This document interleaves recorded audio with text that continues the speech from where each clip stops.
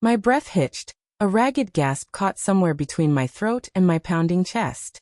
The air in what used to be my living room vibrated with the force of Chloe's voice, sharp as broken glass. Her face, usually so composed, was a twisted mask of fury, her eyes blazing with a cold fire I barely recognized.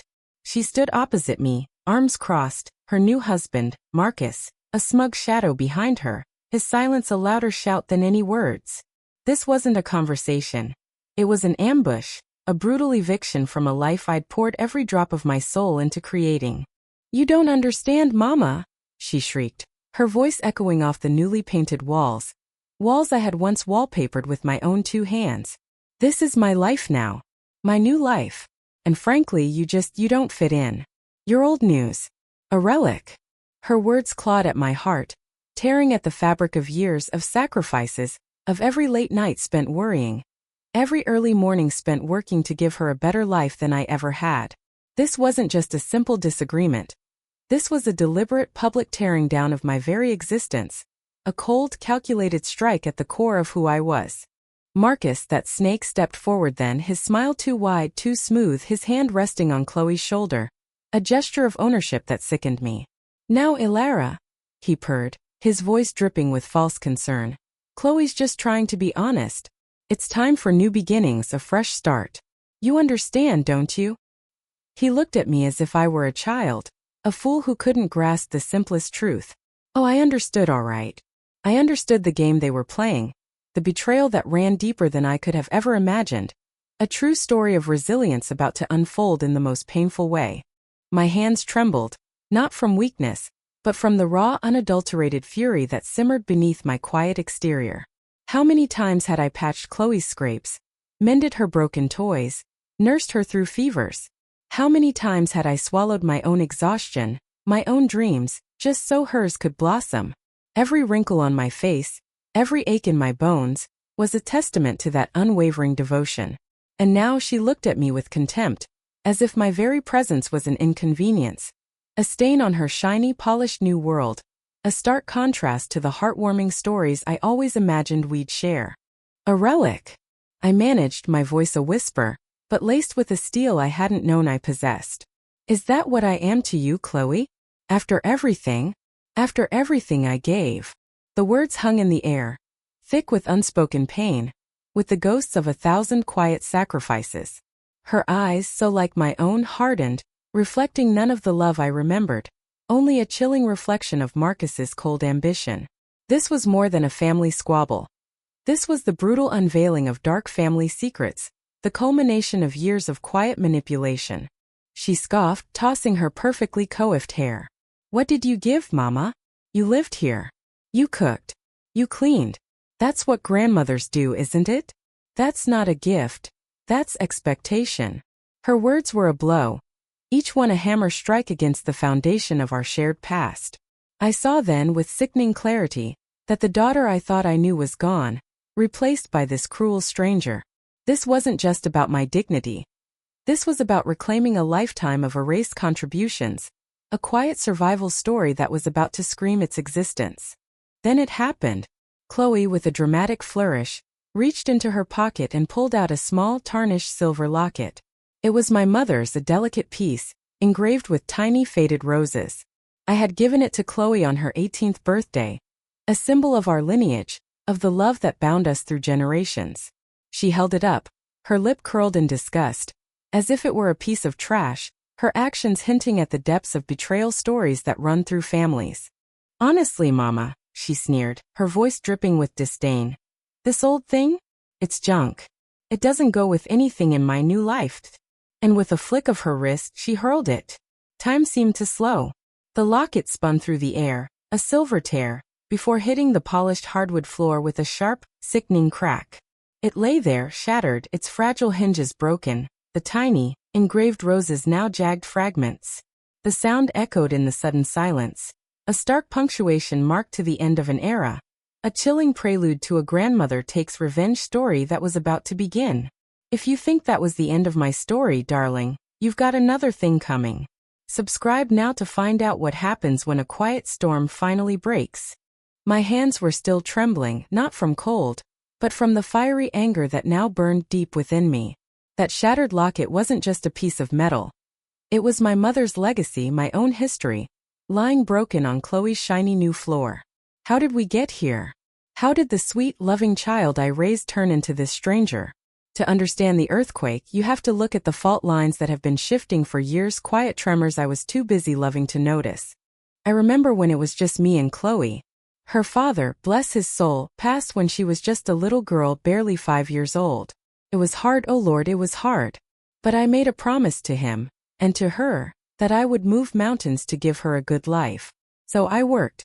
2 jobs, sometimes 3, cleaning houses, sewing clothes, anything to put food on the table and keep a roof over our heads. I wanted her to have opportunities one never did. I remember the worn-out soles of my shoes, the ache in my back, but also the fierce pride in my heart every time Chloe came home with a good report card, or a drawing she'd made just for me.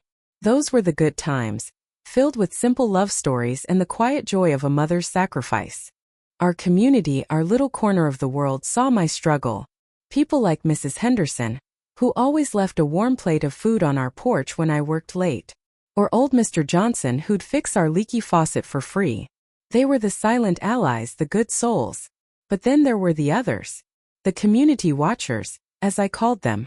People like Mrs. Jenkins, who always seemed to have her nose in everyone's business, her eyes narrowed, always observing, always judging. She'd nod sweetly to my face, but I could feel her whispers behind my back, small sharp needles pricking at my reputation, hinting at things that weren't true.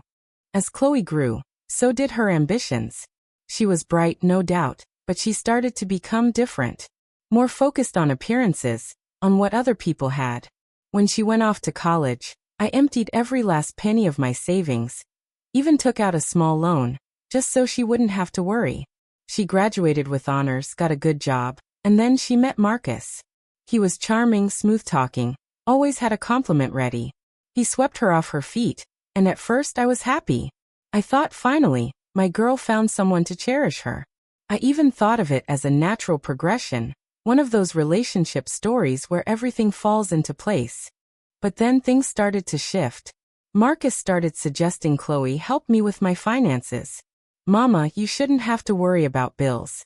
Let me and Chloe handle it, he'd say, his voice so reasonable. And Chloe, my sweet girl, would echo him. It's for your own good, Mama. We just want to make your life easier. I was getting older, and they seemed so capable, so I agreed. I trusted them. It felt like a kindness, a repayment for all I'd done. But looking back now, it was the first subtle tremor, the beginning of their slow, calculated takeover. It was then that the sweet little love stories about Marcus and Chloe began to sour into something else entirely. They started managing everything, my pension, the small investments I'd made over the years, even the property taxes on this very house. Chloe would bring me papers to sign, always rushing me. Just a formality, Mama. Standard stuff. I never read them closely. Why would I? It was my daughter, my flesh and blood. I just signed. My pain, my sacrifice, it was all becoming abstract, something she could easily dismiss.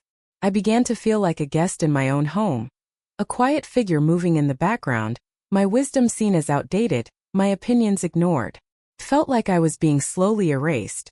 I remember one time, I suggested a different approach to a family decision. Something small about a relative's birthday party. Chloe cut me off sharply. Mama, we've already decided. You just don't understand how things work now. Her tone was cold, dismissive. It was a small humiliation, but it stung. I brushed it off, told myself she was busy, stressed. But the instances piled up. Tiny cuts that bled slowly, leaving me feeling more and more invisible. This quiet dismissal was the breeding ground for the betrayal stories that would soon come to light. Then came the bigger red flags, the ones I desperately tried to ignore.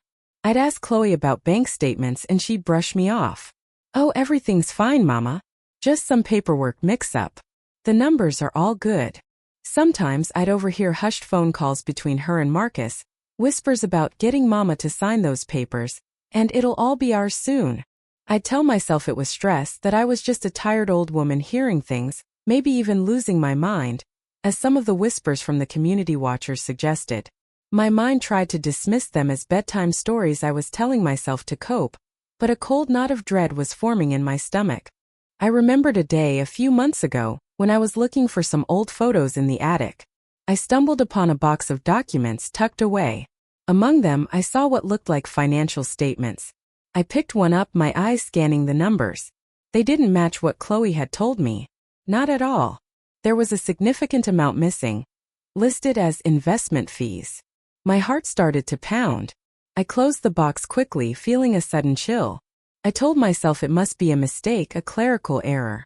I tried to push the thought away, to deny the sickening feeling that had begun to creep into my very bones. But the seed of doubt, planted by my own daughter's voice, had finally found fertile ground. And as I stared at those numbers, a chilling realization washed over me. I had ignored the warning signs, the quiet whispers, the subtle shifts, believing in the daughter I loved, not the woman she was becoming. I told myself it was nothing, just a tired old woman hearing things.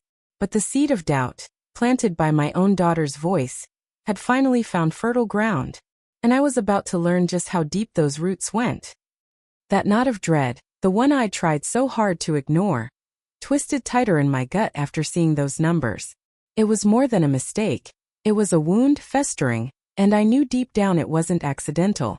My daughter, the one I'd sacrificed everything for, was involved in something dark, something that felt like a cold hand reaching into my very soul. The realization hit me like a physical blow.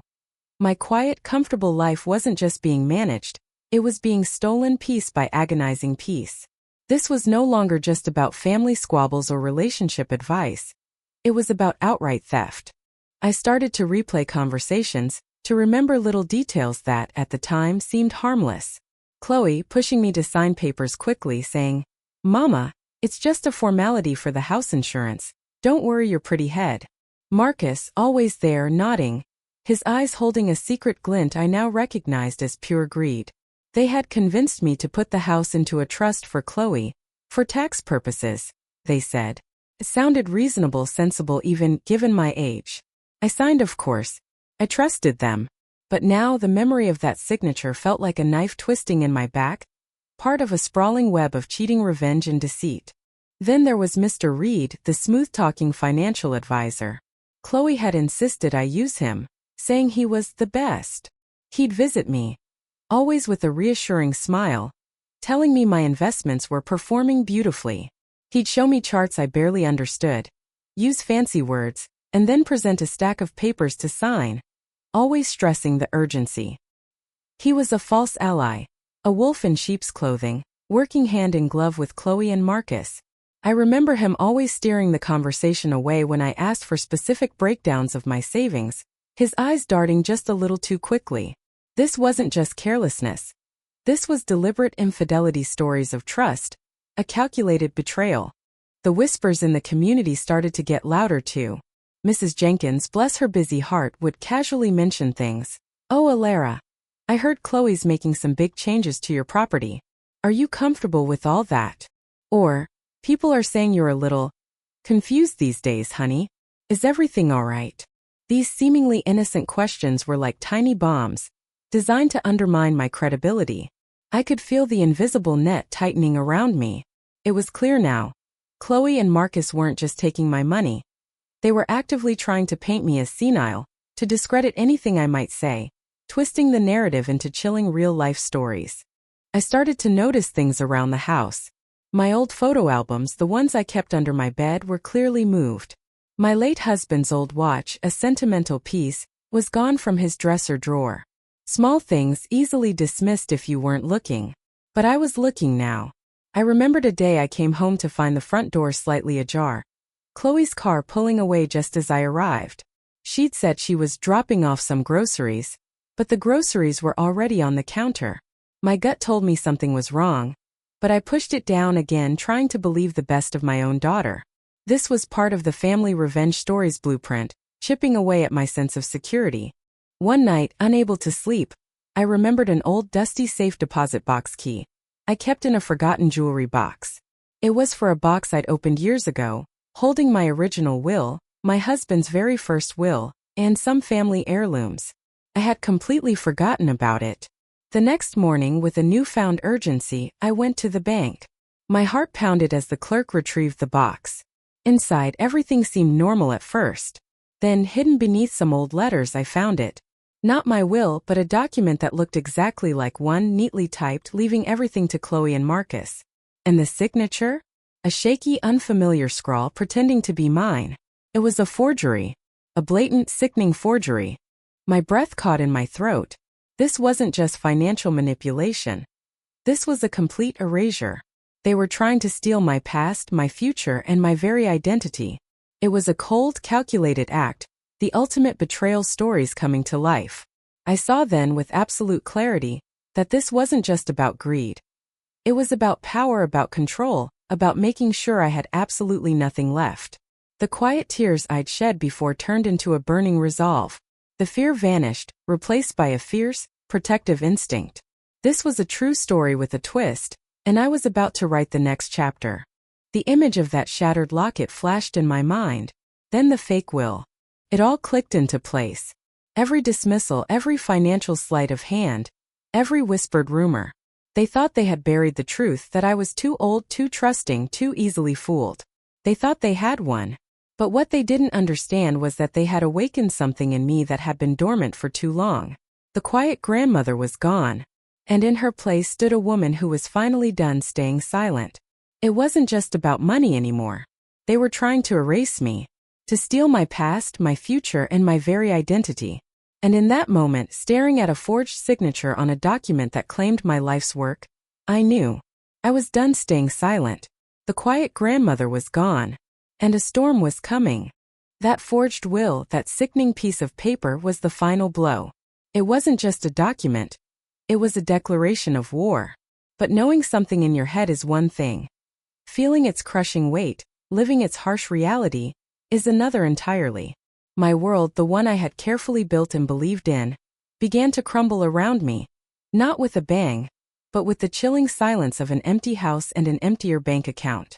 The first real shock came with the mail, an official-looking envelope, thick and white. Inside, an eviction notice. For my home. The house where Chloe took her first steps, where her father and I shared our first dance, where I had planted every single rosebush in the garden with my own hands. It was addressed to me, stating that the new owners were taking possession. My name wasn't even on the deed anymore. It had been transferred into Chloe's name, then to a shell company Marcus had set up, all without my true knowledge or consent. I stared at the paper, numb, the words blurring, feeling like I was reading someone else's nightmare. One of those chilling narrated life stories you hear about. The shock was physical. My heart began to race, a painful flutter in my chest. I felt dizzy, my vision tunneling. I remember collapsing onto the worn armchair, gasping for air. It wasn't a heart attack, but it felt like my spirit was breaking. I was alone, truly utterly alone. I tried to call the police, my voice trembling as I explained the situation. They listened patiently, almost too patiently, then told me it sounded like a family dispute and a civil matter. They couldn't intervene. The legal aid office was no help either, overwhelmed, telling me it would take months, maybe years to sort out. The passive authority figures, the ones who should protect the vulnerable, dismissed me. An elderly woman with family troubles. The fear of homelessness was a cold, constant companion. I looked at the few dollars left in my purse, barely enough for a week's worth of groceries. My bank account, once healthy with my life savings, showed a pathetic, almost laughable balance. Every penny I had worked for, every sacrifice, every late night, gone. Just gone. I sat in my quiet house, the silence amplifying my despair. I questioned everything, my judgment, my worth, the very essence of my being. Had I been so naive? So trusting? So blind? The tears came then, hot and stinging. A torrent of grief for the life that had been stolen from me. For the daughter who had become my betrayer. A painful addition to betrayal stories I never thought I'd live. I cried for days, the kind of deep, gut-wrenching sobs that leave you hollowed out. I felt like a fool, a victim, stripped bare of everything I owned, everything I was. My strength, my quiet resilience, seemed to have abandoned me. I looked at my reflection in a dusty mirror. A frail, tired woman with haunted eyes. Was this all I was now? A memory of who I used to be? This was my lowest point, a moment that felt like the absolute end. I wondered if I should just give up, if the fight was too big, too overwhelming. This felt like the tragic ending to one of those emotional video true story reels. But even in that deep darkness, a faint flicker of light appeared. Buried beneath a stack of old blankets in a forgotten closet, I found it. My old leather-bound journal. I'd kept it since I was a young woman, documenting my dreams, my struggles, the mundane details of my life, even small observations about the house, its original purchase details, sketches of the property lines. It was a tangible link to the woman I used to be, the woman before the betrayal. As I flipped through its brittle pages, a crumpled, familiar piece of paper fell out. It was a letter from my late husband, written just before he passed, tucked away years ago. His handwriting, faded but clear, spoke of his love, his pride in me, and a simple phrase. Never forget your strength, Elara. It's a quiet power, but it moves mountains. His words from beyond the grave were a lifeline. They reminded me of the resilience I had always possessed, the quiet determination that had gotten me through so much. At that very moment there was a soft knock on the door. It was Samantha, my kind neighbor, her face etched with concern. She had heard the whispers, seen the official envelopes. She came bearing a warm plate of her famous peach cobbler and, more importantly, a listening ear, a genuine empathetic presence in my isolation. She didn't offer pity. She offered solidarity, and that simple act of human kindness was a spark, rekindling a tiny ember of hope within me. Looking at my reflection in that cracked mirror, the one that had shown me only despair just days before, I saw something new. Not a broken woman but a survivor. My husband's words echoed in my mind. Quiet power. I crumpled the eviction notice in my hand, the crisp paper crinkling angrily. They thought they'd broken me. They thought I was finished. But what they didn't know was that some fires burn brightest in the darkest nights. And this fire, fueled by righteous anger and rediscovered strength, was just beginning to roar. If you've ever had to rebuild from ashes, if you've ever felt like the world was against you, stick with me. Because this isn't the end of the story. It's just the beginning of the fight. That night, clutching my husband's old letter and my worn journal, the fire in me wasn't just a flicker anymore. It was a steady flame. Samantha's kindness, my husband's words, they were the fuel. I had been foolish, yes, but I wasn't helpless. My quiet power, as he called it, was about to become anything but quiet. The biggest shock, the one that truly turned my stomach, was yet to come. And it wasn't about Chloe. I had always thought Chloe was the one pulling the strings, manipulated by Marcus's greed. But as I started piecing together the timeline, matching my journal entries with those twisted bank statements, a new, far more sinister picture emerged. It wasn't Chloe who was the true mastermind. Oh, she was complicit, no doubt, blinded by ambition and a hunger for a life she felt she deserved. But the real spider in this web, the one who had quietly spun this intricate trap for years, was someone I had always pitied, someone I had always believed was my steadfast friend. My cousin Deborah. Deborah, sweet, soft-spoken Deborah, who always brought me casseroles after my husband passed, who always had a sympathetic ear.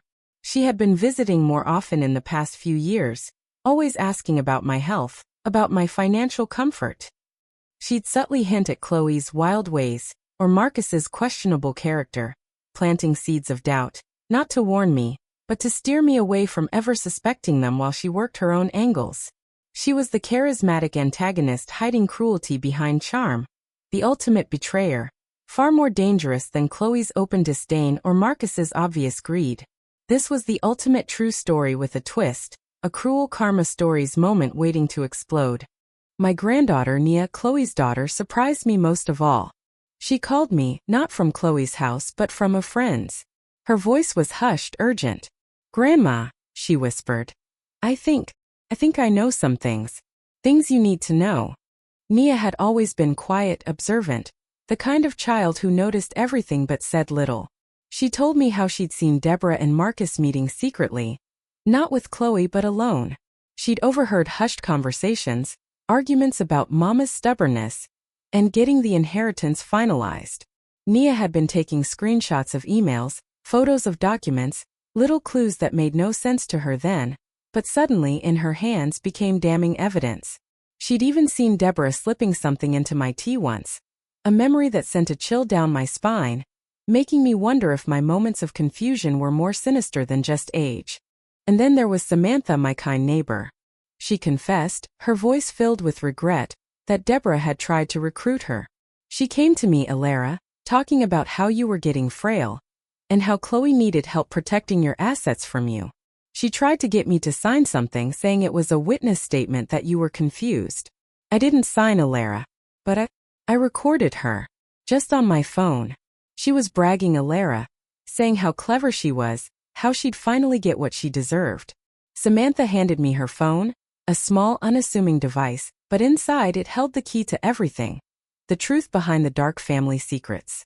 Listening to Deborah's smug voice, detailing her plans, her long-held resentment, her envy of my life, it was like a gut punch. She hadn't just manipulated. She had orchestrated this entire nightmare, a grand scheme of family revenge stories born from a lifetime of bitterness. Chloe and Marcus were just her greedy pawns. The anger was immense, but it wasn't a wild, uncontrollable rage anymore. It was a cold, clear fury, focused and sharp. This wasn't about getting even. It was about getting justice, about exposing the truth and reclaiming my life. My mind, once foggy with despair, was now clear, sharp, like a diamond. I started to prepare. Not for war but for justice. Nia brought me more documents, printouts of emails between Deborah and Marcus discussing property transfers and financial loopholes. She even found an old, faded letter from my late husband to his lawyer, outlining his specific wishes for the estate, wishes that completely contradicted the forged will. It included a hidden codicil, a small legal addition to his original will, that had been deliberately overlooked, a fail-safe he'd put in place because he never fully trusted Deborah. This was the bombshell, the sweet revenge short story waiting to be told. My fear had vanished, replaced by a steely resolve. I was no longer the victim. I was the strategist, the quiet grandmother who had been underestimated for the last time. My tears had dried, leaving behind a resolve as hard as stone. I looked at the piles of evidence. The forged will, Deborah's recording, Nia's documents, my own journal entries, and a sense of calm settled over me. They had tried to erase me, to make me disappear. But they had failed. They had only given me the fuel I needed to rise. They thought they'd buried the truth forever. But they underestimated the power of a quiet grandmother, a loyal neighbor, and a granddaughter who finally saw the light. And with that hidden paper in my hand, I knew. The victim was gone. The strategist had arrived. And the game was about to change. With the truth laid bare before me, neatly organized in files thanks to Nia's sharp mind and Samantha's crucial recording, the despair I'd felt earlier completely evaporated. It was replaced by a calm, chilling determination. My hands, which had once trembled with fear, now held steady as I made calls, sorted papers, and set my plan in motion. They had tried to erase me, but all they had done was ignite a fire hotter than any I'd known. This wasn't about anger anymore. It was about surgical precision, about dismantling their carefully constructed lies piece by piece. My first step was finding the right lawyer. Not the dismissive public aid office, and certainly not anyone recommended by Chloe or Marcus. Nia, resourceful as always, found me Mr. Jenkins. Not the busybody Mrs. Jenkins, but her nephew, a sharp, young attorney known for taking on difficult cases, especially those involving elder fraud. He listened, truly listened, his eyes widening with each piece of evidence I presented. The moment he heard Deborah's voice on Samantha's recording, his jaw tightened. "Mrs. Elara," he said, "this isn't just a family dispute. This is a clear case of fraud and elder abuse. We're going to fight this." His words were like a cool balm on my burning soul. The first real hope I'd felt in months. The legal wheels began to turn, slowly at first, then gaining unstoppable momentum. Mr. Jenkins moved quickly to freeze their assets, to put a stop to any further property transfers.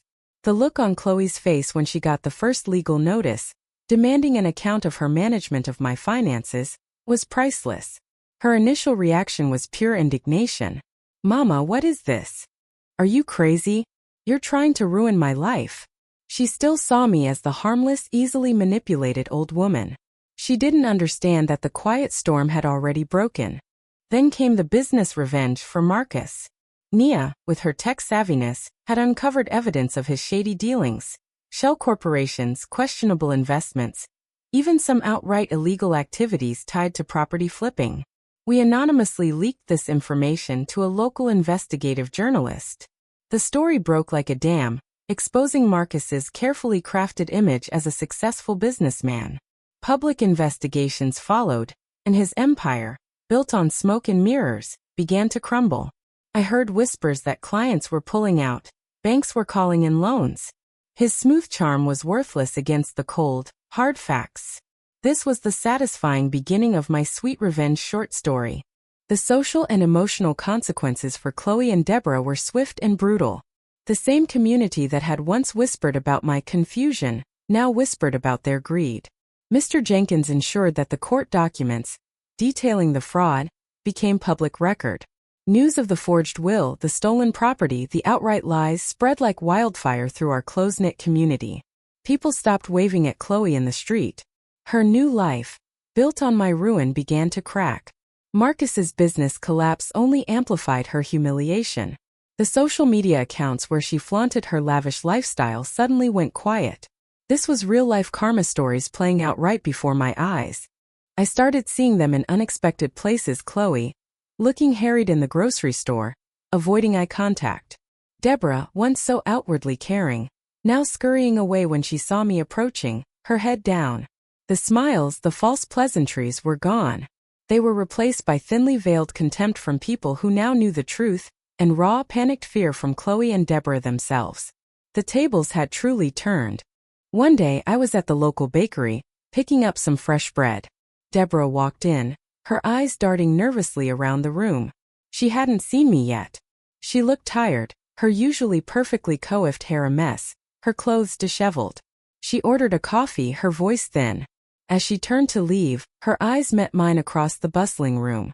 For a split second her entire composure shattered. I saw it, raw, unadulterated fear. Her eyes widened, her mouth fell open slightly, and then she quickly averted her gaze, almost tripping over her own feet as she rushed out of the bakery. She didn't even wait for her coffee. That look, that brief flicker of terror in her eyes, was more satisfying than any shout or confrontation. It was the moment she truly understood that the game was over, that the quiet woman she had scorned had risen. She knew I had the evidence, the truth, and I was not afraid to use it. The mask had finally slipped. The woman who thought she held all the cards, the one who tried to erase me, finally saw the true power of a quiet woman pushed too far. And that look of fear? That was just the beginning of their reckoning. The fear I saw in Deborah's eyes at the bakery was just an appetizer. The main course was served in the courtroom, a brightly lit stage for the final devastating act of their downfall. I walked in, not with trepidation, but with a quiet dignity, my head held high. Every person in that room, from the stern-faced judge to the curious onlookers, was about to witness the unraveling of years of deceit, the truth of real-life stories laid bare for all to see. The air was thick with tension. Chloe sat beside Marcus and Deborah, her face pale, eyes darting nervously around the room. Marcus, usually so smooth, looked haggard, his charm completely gone, replaced by a sullen anger. Deborah, too, seemed to have aged years in a few short weeks, her once immaculate appearance now wilted. They avoided my gaze, but I felt their frantic energy, like trapped animals pacing in a cage. The trial began. Mr. Jenkins, my lawyer, was masterful. He didn't rant or rave. He simply presented the facts meticulously, calmly, building an undeniable mountain of evidence. He started with the financial records, showing the systematic siphoning of my life savings, the fraudulent transactions. He then brought out the property deeds, detailing how my home, my sanctuary, had been illegally transferred and then nearly sold out from under me. Each piece of paper was a nail in their coffin, turning our private family ordeal into a public true story. Then came the witnesses. Nia, my granddaughter, stepped forward. Her voice, though soft, was clear and unwavering as she recounted her observations, the hushed conversations she'd overheard, the suspicious emails and documents she'd secretly printed. She spoke of her mother's growing coldness, of Deborah's manipulative whispers. It was a heartbreaking moment, a daughter testifying against her own mother. But Nia did it with a quiet resolve, driven by a deep sense of right and wrong. Chloe slumped in her seat, unable to meet her daughter's eyes, the weight of their fractured relationship stories crushing her. Next, Samantha took the stand. She described how Deborah had tried to pull her into the scheme, attempting to get her to lie about my mental state. And then, the moment everyone held their breath for, Mr. Jenkins played the recording from Samantha's phone. Deborah's voice, clear as a bell, smugly boasting about her plan, about how she'd finally get what she deserved, how she'd manipulated Chloe, and how I was too old and trusting to ever figure it out. The sound filled the courtroom, exposing the depths of betrayal stories with chilling clarity. A gasp rippled through the gallery. Deborah's face contorted, her carefully constructed facade crumbling into pure terror. Finally, it was my turn. I walked to the stand, my back straight, my gaze steady. I looked at the judge, then briefly at Chloe, Marcus, and Deborah. There was no rage in my heart, only a quiet, resolute truth. I spoke of my life, my sacrifices, the love I had poured into my daughter. I spoke of the trust that had been violated, the decades of hard work that had been stolen. I didn't raise my voice, I didn't shout, but every word carried the weight of my pain, my strength, and my unwavering dignity. I laid bare every detail of the emotional and financial collapse they had orchestrated, the despair I had faced. I recounted finding the forged will, explaining how it was the ultimate act of erasing me. And then Mr. Jenkins presented the hidden codicil to my late husband's original will, the one they thought they had destroyed.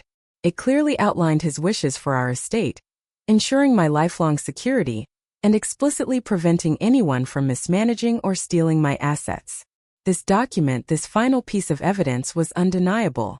It was poetic justice, a testament to a love that transcended the grave, and the ultimate sweet revenge short story for what they had tried to do. The verdict came swiftly. Guilty on all counts. Fraud, elder abuse, conspiracy. The judge delivered a stern lecture, his voice booming as he spoke of the moral depravity of their actions, especially against a vulnerable family member. He handed down sentences that were firm, uncompromising, and absolutely deserved. Chloe broke down, not in remorse for what she'd done to me, but in self-pity, weeping for her ruined life, her lost status. Marcus looked defeated, his arrogance replaced by a hollow stare. Deborah, the mastermind, sat frozen, her face pale, the realization of her failure starkly visible. As I walked out of the courtroom, the sunlight felt brighter, the air cleaner. I saw Chloe and Deborah being led away, their faces etched with defeat and despair. Nia met my eyes, a small, genuine smile on her face, a silent promise of a new beginning for us. I felt a lightness I hadn't felt in years, a profound sense of peace settling over me. The weak woman they thought they'd crushed no longer existed. I had reclaimed my name, my home, my legacy. I had walked through fire and emerged, not burned, but forged.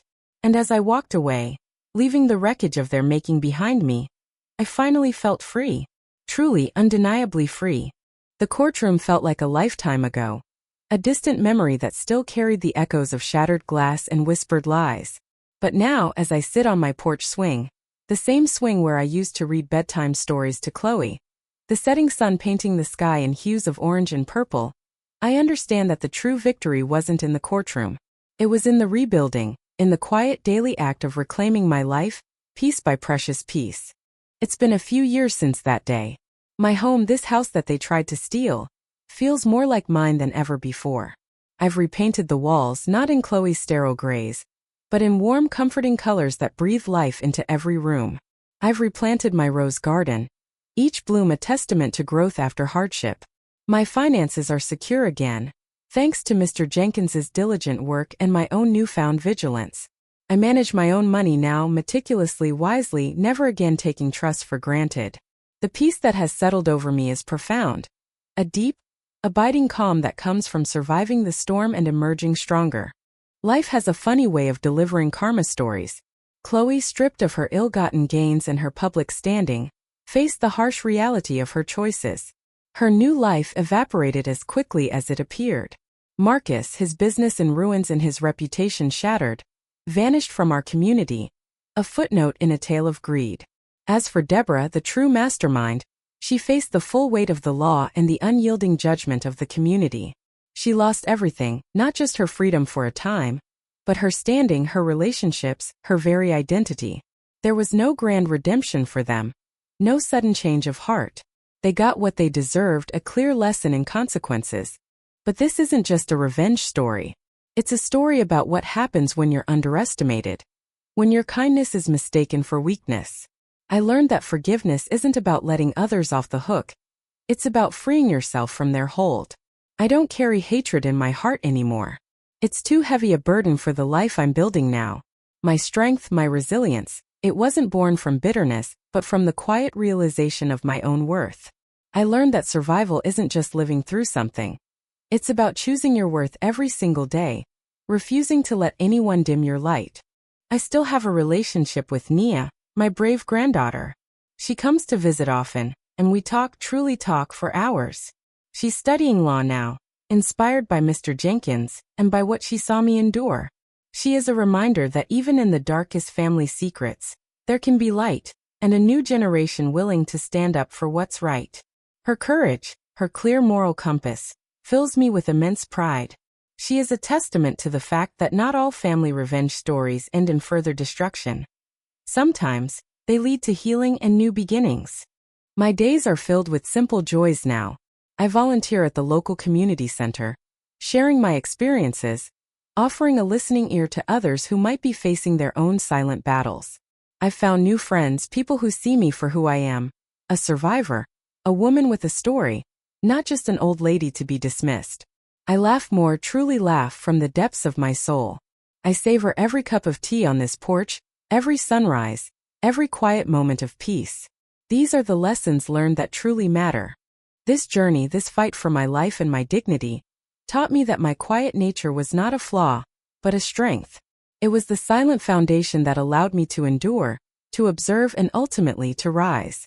They thought they could erase me, but they only helped me write the most important chapter of my narrated life stories.